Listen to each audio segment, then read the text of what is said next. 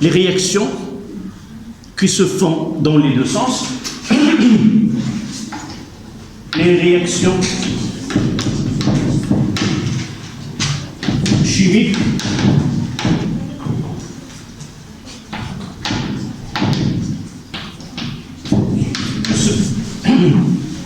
qui se font dans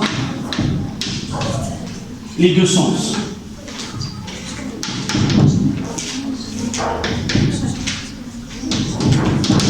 Suite.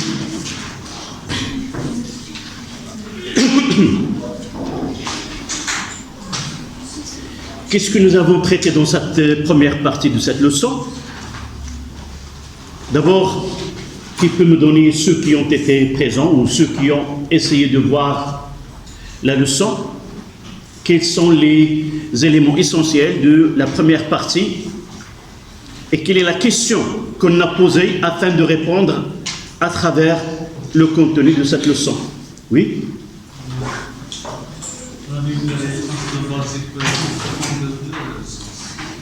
Oui, nous avons parlé de l'existence de certaines réactions qui peuvent se faire dans les deux sens. Nous avons dit que, Moselle,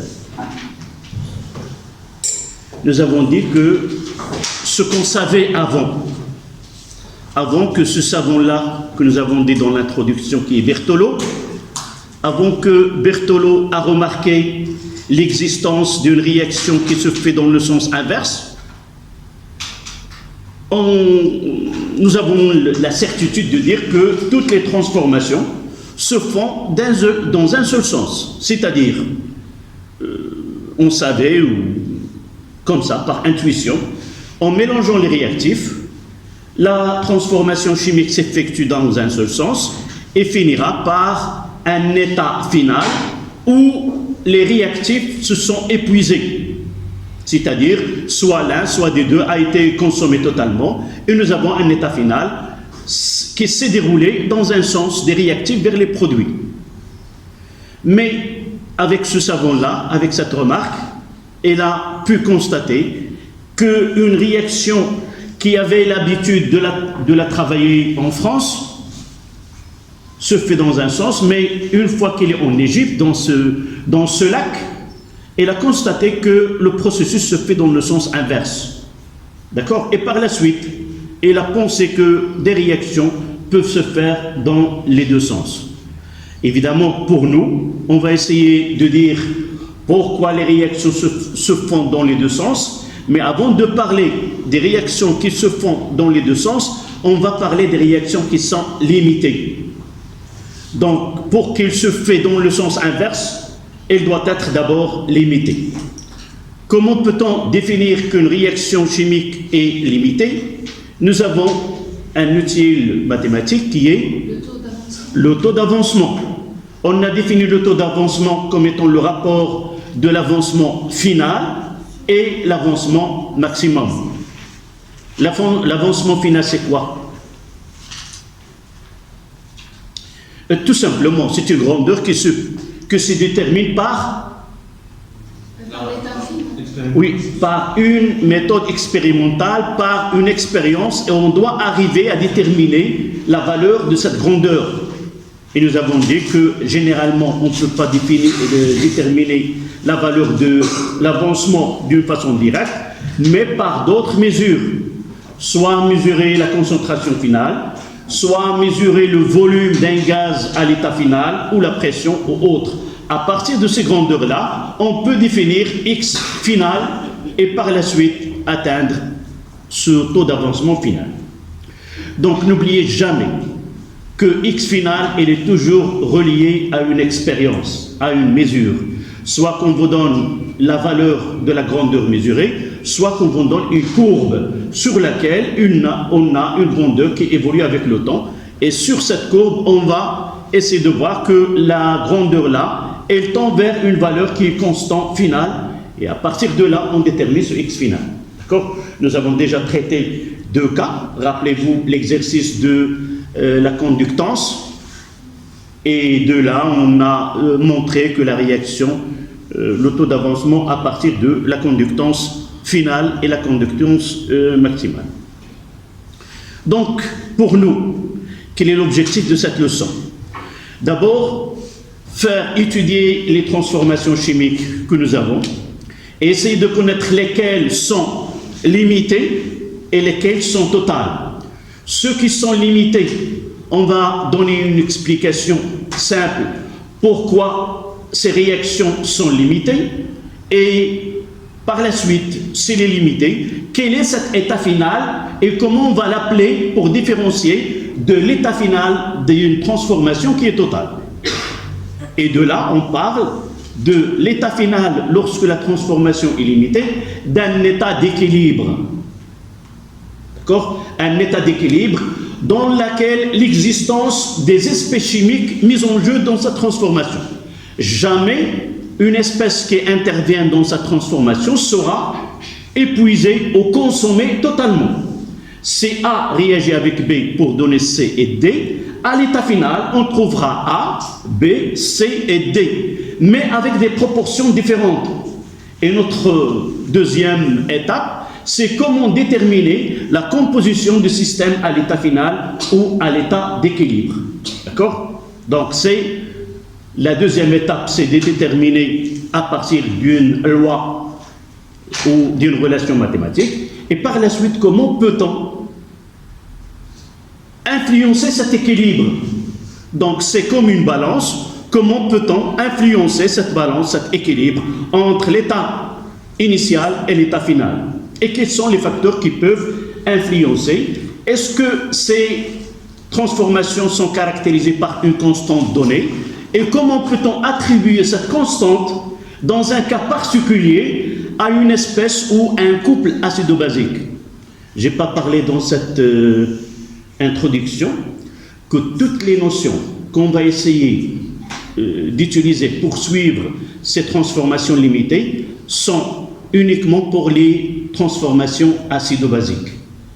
La première partie, elle a concerné les acides, plutôt les oxydants et les réducteurs, c'est-à-dire les réactions d'oxydoréduction. Maintenant, on va essayer d'étudier les réactions acido-basiques. Et nous avons commencé cette leçon par un petit rappel sur les acides et les bases.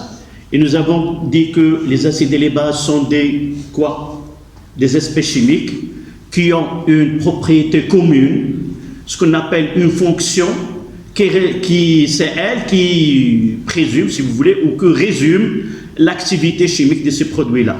Si nous savons un acide, comment se comporte dans une réaction, nous pouvons généraliser ce comportement à un autre acide. Et les acides et les bases se sont unis dans un couple. On parle d'un acide et de la base conjuguée, ou la base et l'acide conjugué.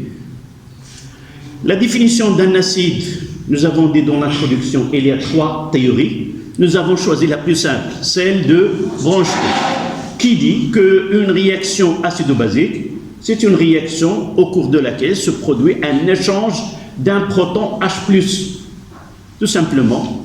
Et pour finir, nous avons défini la notion de pH. Le pH, vous avez ici le potentiel d'hydrogène, ou pour le lire n'importe comment. Ce pH, c'est une technique qui permet de mesurer la concentration des ions H3O+ dans une solution et par la suite en tirer les conséquences. Est-ce que la solution elle est acide, est-ce qu'elle est basique ou est-ce qu'elle est neutre? Et nous avons déjà défini l'année dernière que le pH inférieur à 7, c'est pour les solutions acides, supérieur à 7, ce sont des solutions basiques, et pH est égal à 7, ce sont des solutions neutres. Quelle est l'utilité de pH pour nous dans cette leçon? C'est un moyen de quoi? C'est un moyen de mesure. Pourquoi on va tenter à mesurer le pH d'une solution, à votre avis? Je l'ai dit juste un moment. Pour déterminer la concentration et quel est l'objectif de cette leçon? Je l'ai dit, je viens de le dire. Différencier 2 types de transformation, totale et limitée. Et pour parler de solutions de réaction limitée, on parle de quoi? De taux. Et dans taux, il y a quoi? X final. c'est-à-dire la concentration finale. Et on a besoin d'une mesure. Et c'est pour cela que nous avons introduit le pH. C'est un outil mathématique qui est appliqué dans un domaine donné pour des solutions qui ne sont pas trop concentrées ou trop diluées. Mais pour nous, nous avons la chance de travailler sur des solutions dans lesquelles on applique toujours cette relation mathématique. Toujours. Et c'est une grandeur qui est positive entre 0 et 14. D'accord? Voilà ce que nous avons besoin jusqu'à maintenant. Maintenant, on va essayer de passer à... nous avons fait 2 exercices. Je vous invite à les revoir. Ils sont enregistrés. Peut-être je n'ai pas mis le lien dans le groupe WhatsApp. Je vais les mettre. 2 exercices. Le calcul, surtout le dernier, c'est l'étude d'une solution d'acide benzoïque. D'accord? On n'a pas terminé. On est resté en quelle question? 50. Mais si on n'a pas terminé, et avec vos camarades qui n'ont pas été présents, je vais refaire l'exercice dès le début. D'accord? Ça y est? Vous avez énoncé sur le groupe WhatsApp. Sinon, je vais envoyer la série une deuxième fois, juste un moment. D'accord? Voilà. Donc, vous mettez application.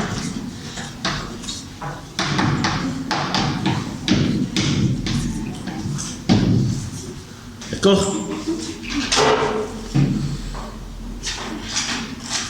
L'exercice porte le numéro 3. S'il vous plaît, essayez de prendre le cahier de cours. Même si vous n'avez pas été présent, vous n'avez pas écrit ce que nous avons le début, vous pouvez commencer par les applications parce que tout ce que nous avons écrit, je viens de le résumer et on va les voir dans les exercices. D'accord? Mademoiselle, ta question c'est quoi? Si tu as l'énoncé, c'est l'exercice 3. D'accord? On va faire l'exercice 3.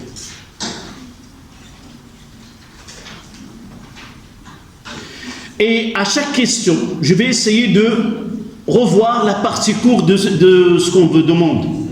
D'accord? Donc, exercice 3. Une solution S d'acide benzoïque de formule C6 H5COOH de concentration oui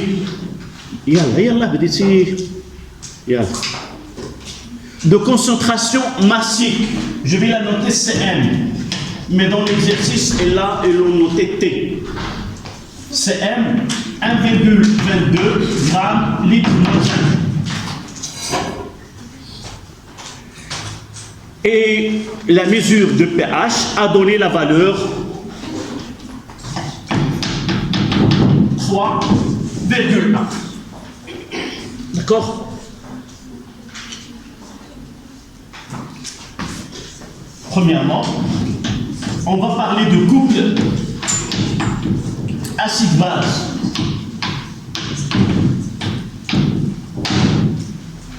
Et sur cette première question, il y a des petites questions si vous voulez. D'accord?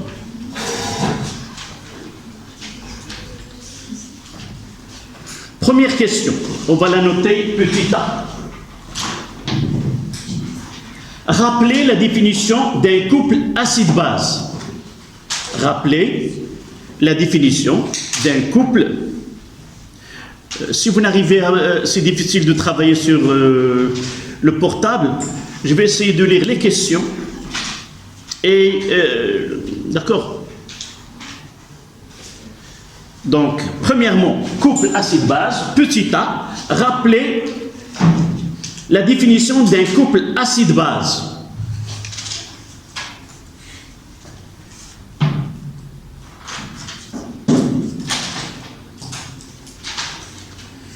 Donc, un couple, il est formé de 2 espèces. L'une est le conjugué de l'autre. Donc on parle d'un oxydant et son conjugué qui est le réducteur. On parle d'un acide et son conjugué c'est la base. Ou on parle d'une base et le conjugué c'est un acide. Donc lorsqu'on vous demande de définir un couple, vous dites quoi? Un couple acide-base est formé de deux espèces. On va essayer de parler de la première, donner sa définition, l'acide. Et lorsqu'on parlera de l'autre, on parlera de son conjugué. D'accord? Donc, qui peut donner cette définition? Un couple acide-base est formé de deux espèces, virgule. Un acide, c'est quoi selon Bronsted?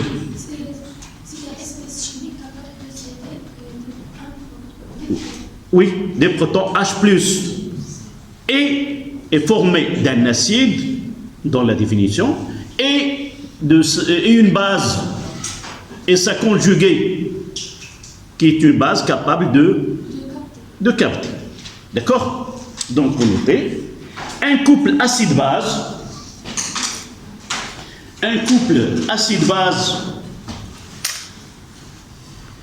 est formé d'un acide,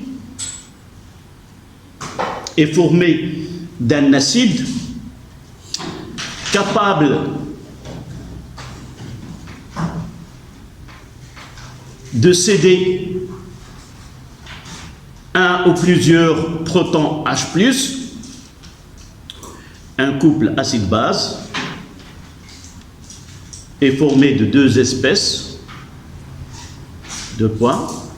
un acide qui est capable de céder un ou plusieurs protons plus et sa base conjuguée. Pourquoi on doit utiliser sa base conjuguée? Parce qu'il peut exister une autre base qui n'a rien à voir avec cet acide.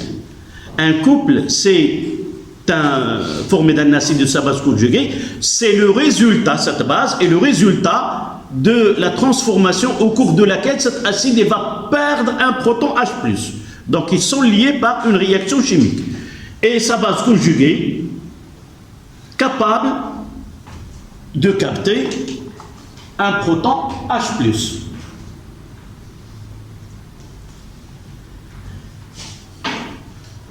Nous avons l'habitude de donner HA comme acide. Et voici comment on écrit, c'est A- plus H+. Là, c'est acide. Et là, c'est la base. Évidemment conjuguée. Et entre parenthèses, on va écrire HA sur A-. Le symbole de ce couple, c'est l'acide sur la base. D'accord?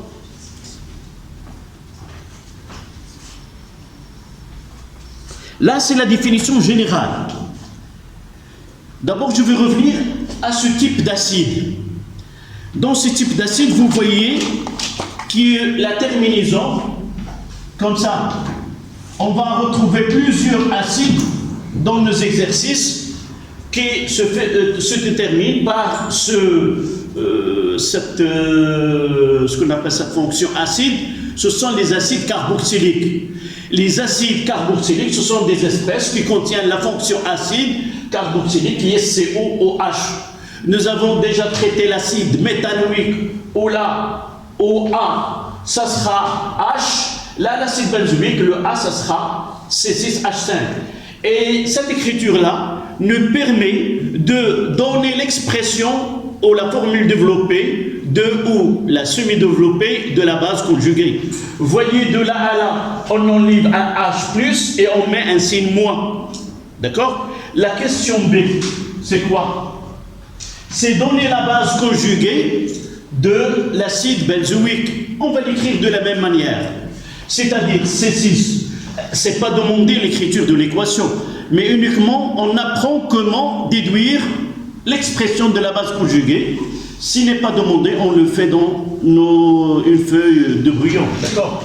C6H5, COOH, là, H+, et qu'est-ce qu'il va rester? C6, H5 COO-.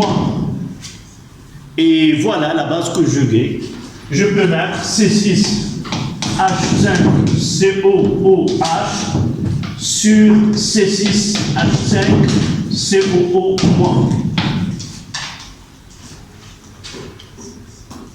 Là, c'est l'acide benzoïque. Là, c'est l'ion benzoate. Ion, c'est pas demandé.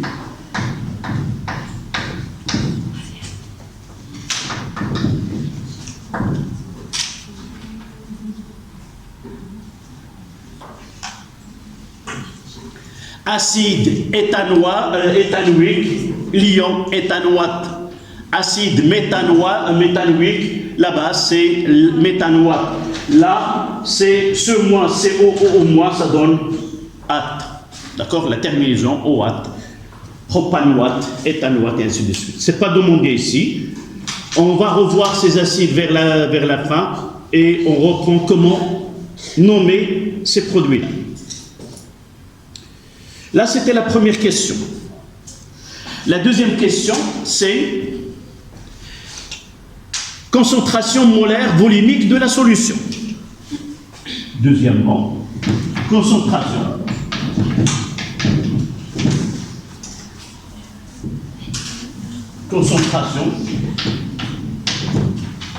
molaire de la solution acide benzoïque.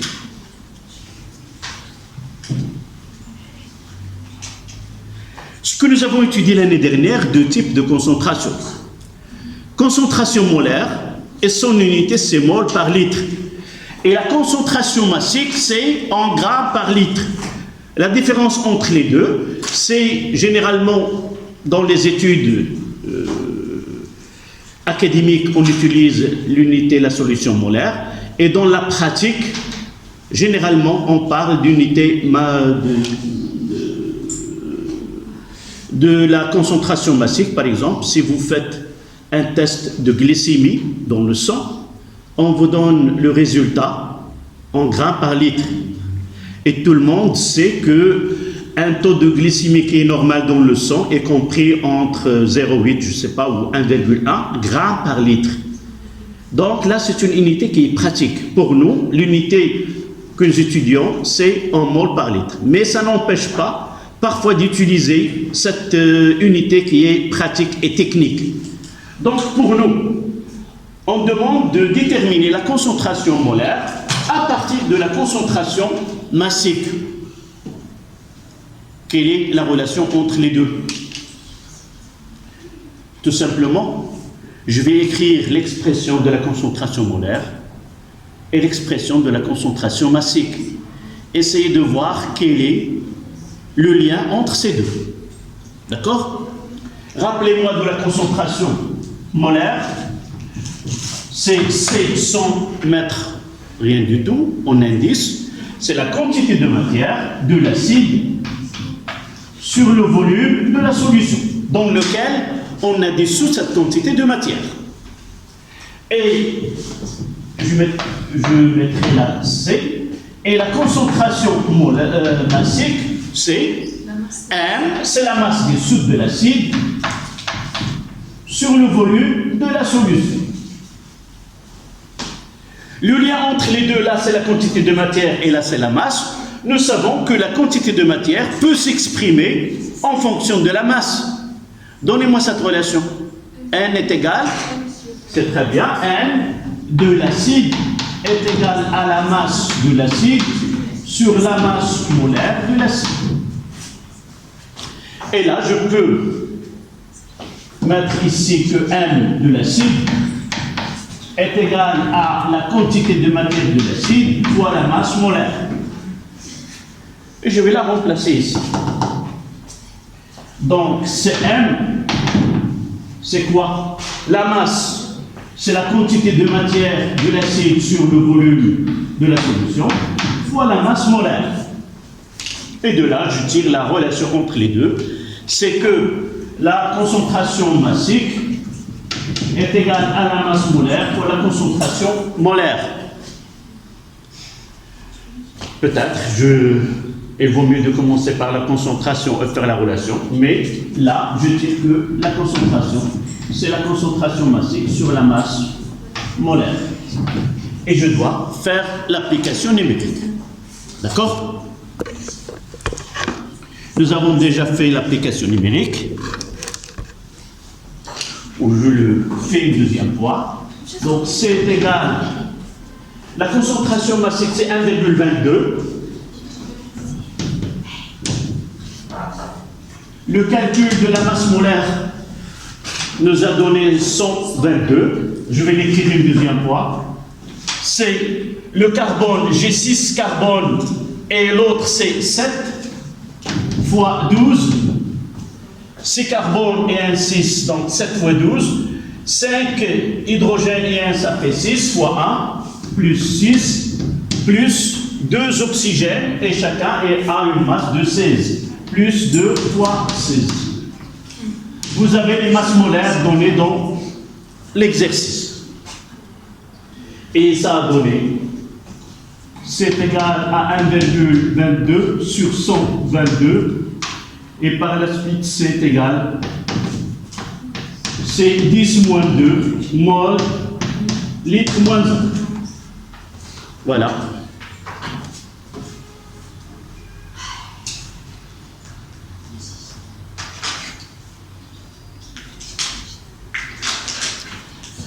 Ça, c'était la concentration molaire volumique de la solution étudiée.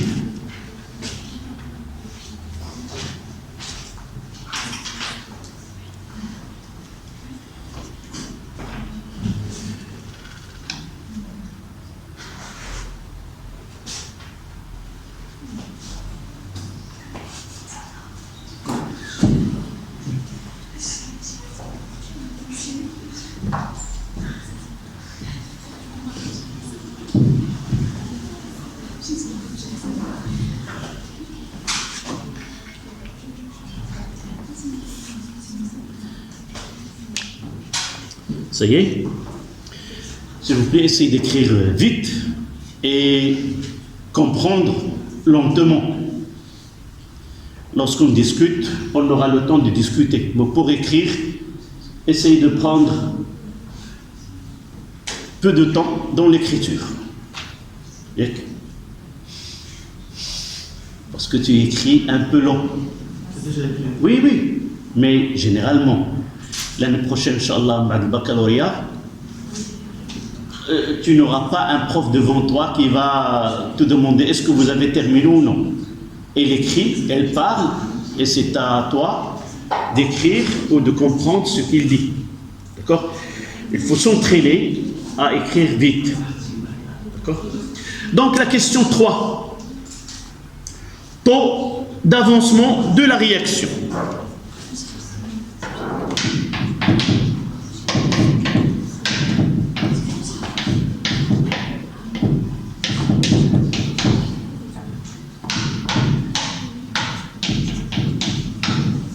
C'est-à-dire cette question 3, vers la fin, on doit déterminer le taux d'avancement. Mais avant cela, peut-être il nous donne certaines questions. D'abord, les données. Le volume, c'est de 100 millilitres. Mais avant ce volume, petit a, écrire l'équation de la réaction associée à la mise en solution à cause de l'acide benzoïque. C'est-à-dire, nous avons pris une masse donnée, là, 1,22 grammes, et nous l'avons mis dans 1 litre de solution, dans 1 litre d'eau distillée, et le résultat, c'est l'obtention d'une solution d'acide benzoïque. C'est-à-dire, nous avons introduit le C6H6COO5 dans l'eau, et on va écrire l'équation de la réaction. D'accord? On parle de la solution d'acide benzoïque lorsqu'on dissout l'acide benzoïque dans l'eau. D'accord? Donc, A, qui peut me donner cette équation? Oui? C6H5COOH plus H2O. C6H5 il nous donne H3O+. La base, c'est déjà demandé, c'est C6, H5COO-. D'accord? Là, on ajoute AQ. Là, le type AQ et là, AQ.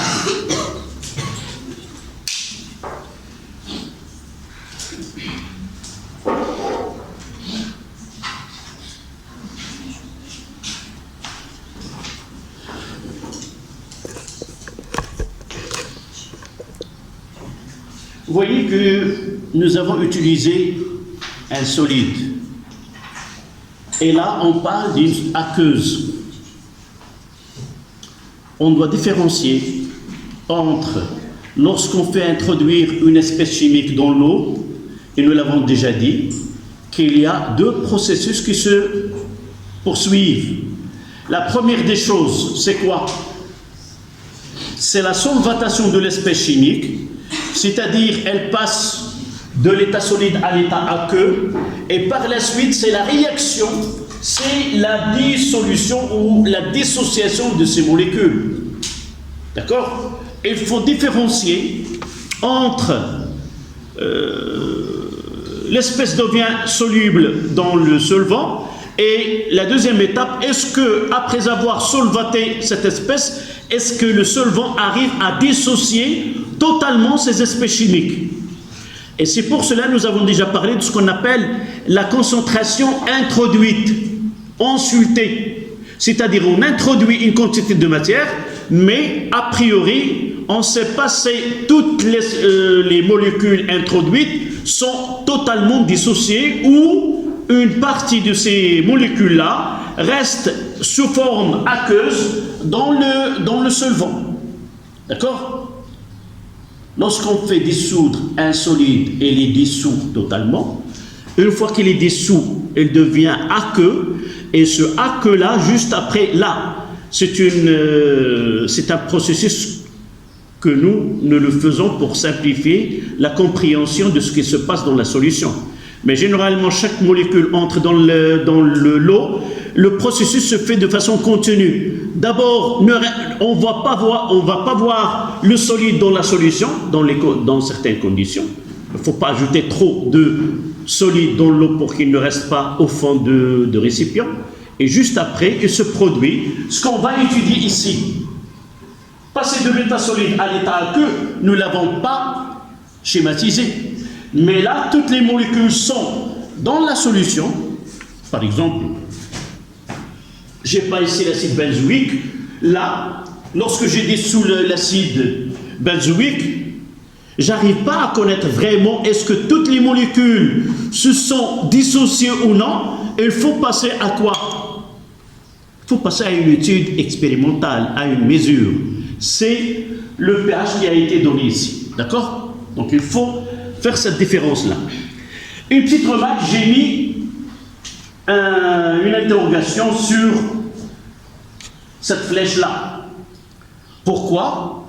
Parce que parmi les questions qu'on doit répondre à la fin de l'exercice, c'est dire, est-ce que sa transformation, elle est totale ou elle est limitée? Pour nous, lorsqu'il est total, on garde la même signe, on enlève ce point d'interrogation. Et lorsqu'il est limité, on va dire, pour la différencier à celle qui est totale, on va mettre deux flèches. C'est-à-dire, limité, c'est du fait que les réactifs vont réagir pour reproduire les produits vont réagir pour reproduire les réactifs. D'accord? On le verra vers la fin de l'exercice. Voilà, c'est l'idée générale de tous les exercices qu'on va traiter. Si vous arrivez à comprendre cet exercice, vous pouvez l'appliquer à n'importe quel exercice. C'est le même schéma, la même tactique de calcul. Calcul de la concentration, le couple acide-base, la réaction, table d'avancement, calculer le X final, calculer X maximum, en déduire taux. Quelle est la nature de la réaction? Le plan, il est connu à l'avance. Il suffit de passer d'un exercice à un autre. On parle de l'acide benzoïque, on peut le changer par l'acide éthanoïque, par un autre acide, par une autre espèce. Il suffit d'être acide. Et elle va subir la même loi. C'est ça ce qui est le plus important dans la chimie, dans la physique. Il y a des règles que l'exercice doit respecter. Et on va les trouver dans tous les types d'exercices qu'on traite. D'accord? Concentrez-vous à comprendre un exercice, comment les choses se font, et vous n'aurez aucun problème avec les autres exercices. Surtout s'ils ont le même plan. D'accord? Pour nous, toujours, on a ce plan. Concentration, tableau d'avancement, X final, X max, taux, et par la suite, comme vous voyez sur l'exercice, à la fin, quelle est la nature de sa transformation chimique qu'on étudie. D'accord? Donc, écrire l'équation de la réaction mise en jeu. Puis B, calculer l'avancement maximal qui sera obtenu si la réaction était totale. On raisonnera sur la préparation d'un volume V qui est de 100 ml de la solution. Là, on vous a donné le sens et comment calculer l'avancement maximal. Mais dans certains exercices, on ne vous donne pas cette explication-là. C'est-à-dire, on considère que la concentration, comme si la réaction est totale. On peut vous poser la question simple. Calculez l'avancement maximal de cette transformation chimique. Et vous êtes capable de dire, calculer X maximal, ça veut dire quoi? Ça veut dire qu'on a supposé que la réaction est totale et l'un des réactifs a été, comment? Oui, limitant. Et il existe un réactif limitant dans sa transformation chimique. D'accord? Donc, pour répondre à cette question, vous voyez qu'on ne vous a pas demandé jusqu'à maintenant de dresser le tableau d'avancement. D'accord?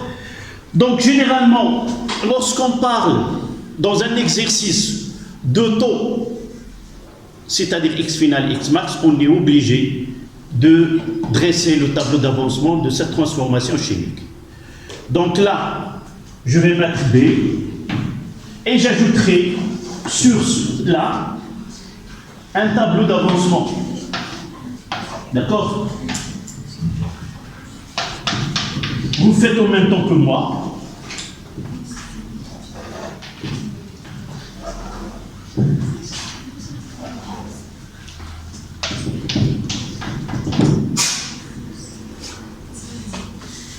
Et dites-moi comment je dois le compléter. Oui. Dans cet exercice, on n'a pas parlé d'une quantité de matière N. C'est-à-dire, on n'a pas dit, on a dit une quantité de matière N0 est égale. Donc, on doit utiliser la concentration fois V. Donc, C fois V. Là, c'est l'eau. Lorsque vous trouvez dans un exercice, en dessous dans l'eau, c'est toujours ce qu'on dissout dans l'eau et le limitant. Et on comprend par cette phrase que le solvant, il est en excès. D'accord? Là, en excès.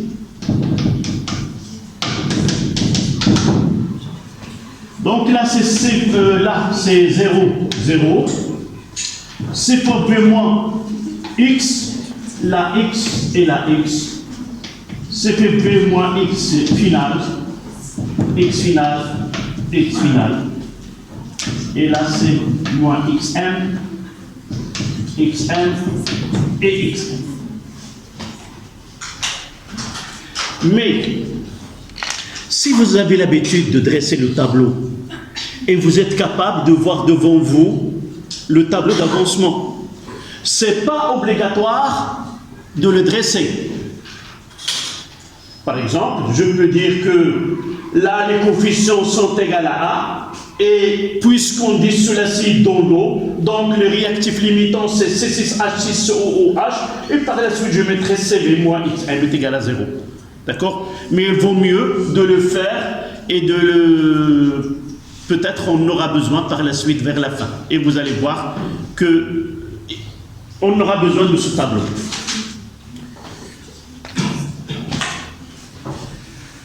Et donnez-moi la réponse à la question B. Donc C6H5 COOH est limitant. Et par la suite,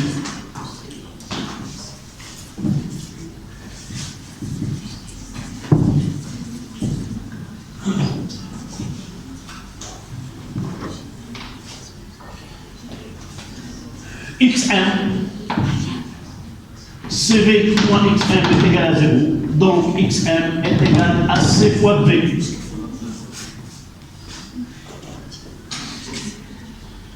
C, c'était 10 moins 2 fois 200 millilitres, je dois le convertir en litres, c'est 0,2. Et par la suite, Xm est égal à 2 fois 10 moins 3 mol. Voilà l'avancement maximal de cette transformation.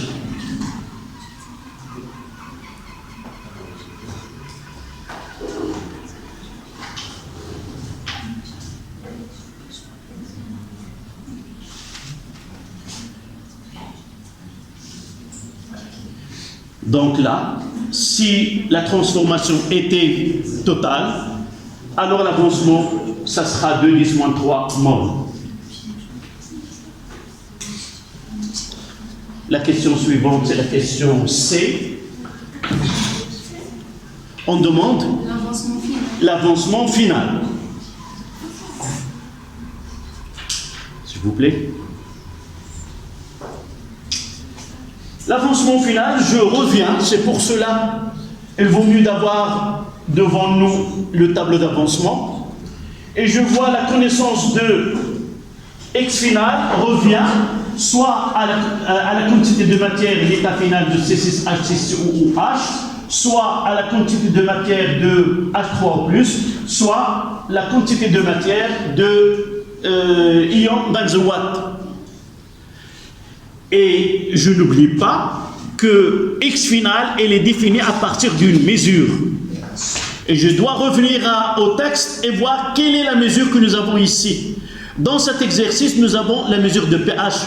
On va voir juste après mesure de la conductance ou de la conductivité. D'accord? Donc il faut différencier. Quelle est la mesure que nous avons ici? C'est le pH. Donc le pH, il est lié à la concentration de H3O+. Et par la suite, c'est là où je dois chercher la concentration, l'avancement final. Donc, d'après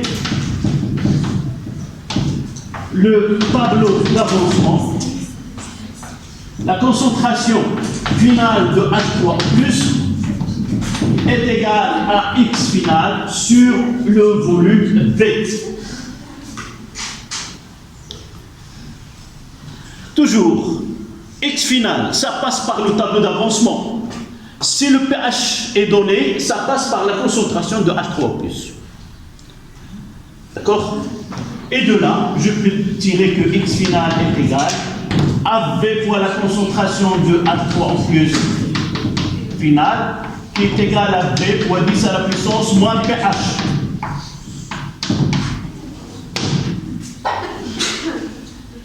Nous avons déjà défini le pH. Le pH est égal à moins log de la concentration de H3O+, à condition que l'unité de la concentration soit en mol par litre. Jamais il faut utiliser l'unité mol par mètre cube, ça sera faux. Et une autre formule, c'est que la concentration de H3O+, c'est la fonction inverse, c'est 10 à la puissance moins pH. D'accord? Donc, application numérique, X final est égal, là c'est 200 ml, c'est 0,2 fois 10 à la puissance moins 3,1.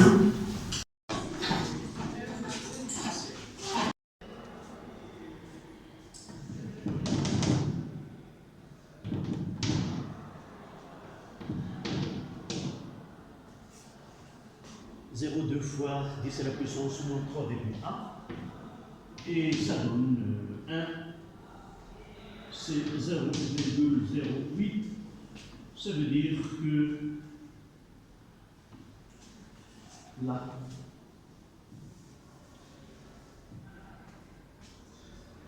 X final, ça donne 1,6 10 moins mol, et par la suite,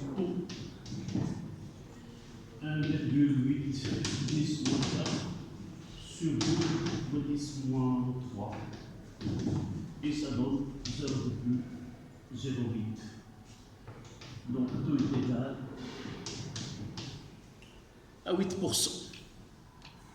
Le taux d'avancement, c'est 8%. Ça veut dire que lorsqu'on fait introduire 100 molécules d'acide benzoïque, uniquement 8 ont été dissociées et elle a répondu à cette équation-là. C'est-à-dire on n'obtient que 8C6H5CO-. Donc c'est une réaction qui est limitée et non pas totale.